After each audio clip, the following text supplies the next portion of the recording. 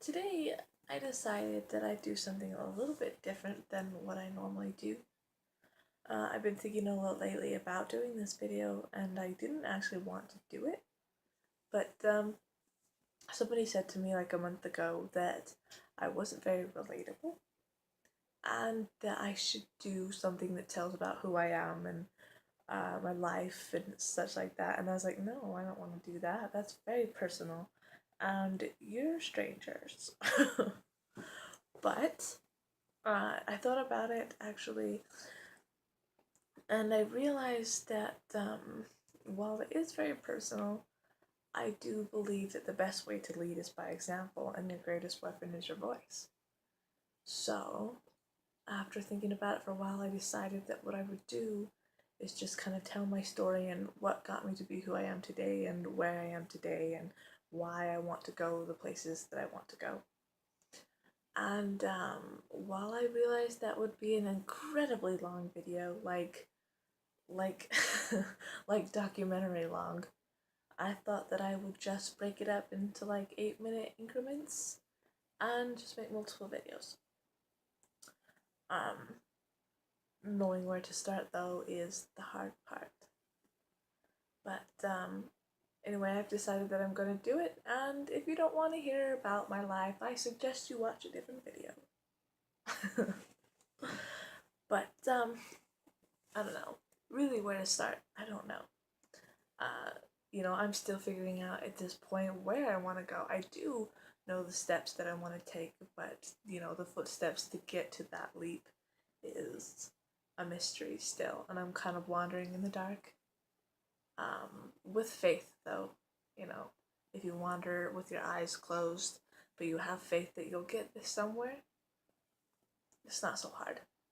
I know that I will get somewhere, and whether the destinations on the way to the final place are all light and happy, I doubt it, but I know that it'll work out at the end, so that's okay.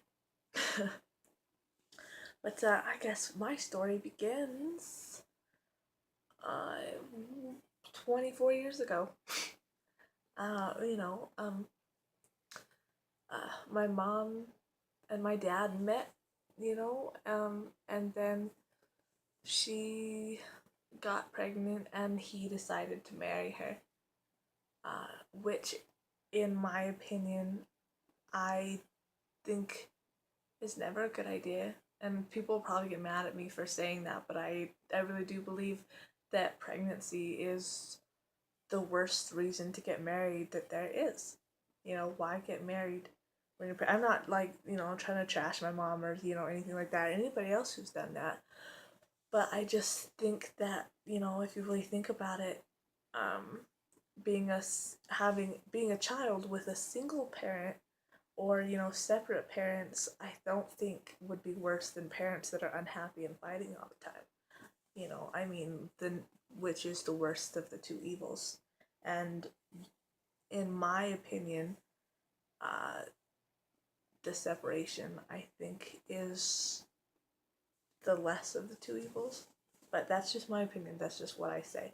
I say a lot of things, and if my opinion is different than yours, that's all it is an opinion. There doesn't need to be an argument or negativity or anything like that. Do not get offended by what I have to say. That's just how I feel.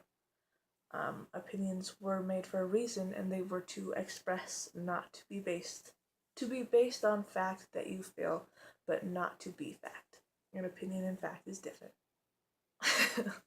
But anyway, so yeah, they get married, and he left before I was born. So I did grow up without him around for the most part. He did pop in and out occasionally here and there, but that's it.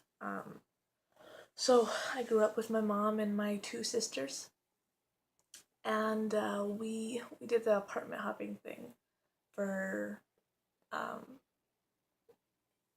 for my younger years. We'd live in an apartment for a few months, and then we'd move back in with my grandma, and then we'd live in an apartment for a few months, and then we'd move back in with my grandma. That's just the way it was. And at my grandma's house, it's one of those like built in with the pioneers houses, and 2 bedrooms and 6 people doesn't really work out very well. It was my grandma and my great grandma actually, and then my mom and my 3 sisters would sleep in the living room. Um, and sometimes there would be cousins or something like that. There was always lots of people there, which to me was great. As a kid, like you don't see anything. You don't see anything bad about that. That's great. You know, um, I didn't see hardship in my life. I didn't see poverty. I didn't see struggle. I was just a kid. They don't see that. On one hand, it's great. That being that naive can be a beautiful thing. Um, but it wasn't until these last couple years of my life that I even noticed that something was kind of off with my life. That's just, I had no idea. But yeah, that's how it was for us. And then, I don't know, to me, life was easy in my eyes. I had friends, I had family.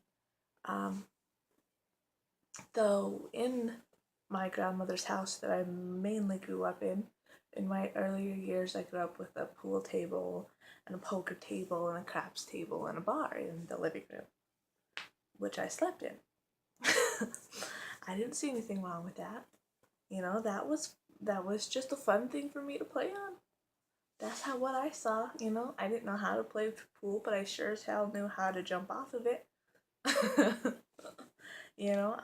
We made a bed. We had a mattress that we'd lay underneath the pool table sometimes to sleep under, and it felt like camping. You know, that's what I saw as a kid. It was just fun. And sometimes lots and lots of people would come over and get really loud, and it was just fun. That's what I saw. Um, but I also grew up in a very cold family. Um, I love my family and they love me and we love each other and that's the way it is and we know it. We don't say it. Nobody says that. It's kind of weird, especially in my younger years. I love you. It's just words that you say before you go to school or whatever. Very cold words, empty. It's just like, yeah, okay, yeah, I love you too, bye. And that's the way I grew up. I did love my fam when I said I love you, but it was still, as I said, somehow so empty. I'm not saying that I grew up in a bad family. They didn't love each other. I'm not saying that. I'd never say that. But that's the way that it was. And it got to the point, like, and then I got older. I'm gonna skip ahead a little. I got older, and then I met guys who would just say I love you, and me from where I came from, I'd say yeah, sure, I love you too, and then eventually, when I was 19, I'm skipping way ahead now. When I was 19, I had my daughter, and it took me a couple days, I think, to tell her to be holding this little baby, and I finally eventually said I love you to her, and it didn't come out right. Like, it didn't feel right. It didn't sound right. It's like, it was weird to say it and have these feelings, I love you. Like, I didn't fully understand it until right then, and it felt weird to say I love you to my little girl for maybe weeks until I eventually got used to it and I knew that feeling and it wasn't so weird to me. It didn't sound so Hallmark movie cheesy, you know? And this I feel is sad because this is not a rare thing anymore, especially not anymore. Children need to be taught love. They need to be taught how to love because otherwise it's just empty words, you know? And then they don't understand how to give it. They don't understand how to receive it. They don't understand the true meaning anymore, and it's kind of sick and it's depressing. Children need that love. they need to be surrounded in that love every day. They have to be raised in that love and that light, you know. And it sounds cheesy Hallmark movie to say it, yeah, but it's completely true. Children need hugs. They need you to put down your phone and tell them that you love them. And they, not just tell them, you know, go out and do something. But I think a lot of the things people don't realize now is they mistake quality time, and what really needs children need is the quantity time. You know, a child would rather spend 1 hour with you a day just doing whatever, playing board games or playing outside or whatever, you know, it tickle fights, whatever it is that your kids like to do, or your nieces and nephews, or whatever, you know, they'd rather have that than 3 straight hours going to do something fun. I guarantee a child, or in the long run, would pick 1 hour with you a day than 3 hours with you every other week. You know, I mean, to some parents, that's all that can be given, and for others, you know, if you're with your kid every day, you don't have that excuse. I'm sorry to say. But yeah, that's how I grew up. You know, I never saw anybody. We raised ourselves for the most part. That's the way it was. You know, that's just the way it was. Um, you know, my mom she was at work all the time, and my dad, uh, he didn't show up again until it was like 8 or 9. Um, so we was alone, and you know, we didn't learn that I love you.